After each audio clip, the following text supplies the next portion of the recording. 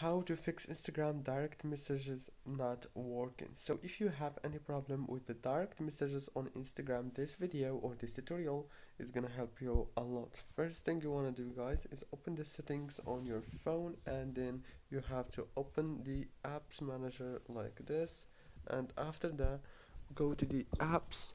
Now on this page you will find all the apps that you have on your phone. So you have to scroll until you find Instagram and then click on it like this. Now after you click on Instagram, click on this force stop option, click on the data usage, scroll down and then make sure to disable all those options and enable them again. Go back, click on the storage, click on clear data and clear cache. If you don't want to lose data, you can don't click on clear data, just click on clear cache.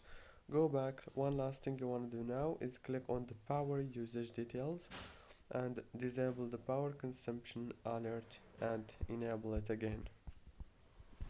Now restart your phone and reopen Instagram. That's it, guys, for today's tutorial.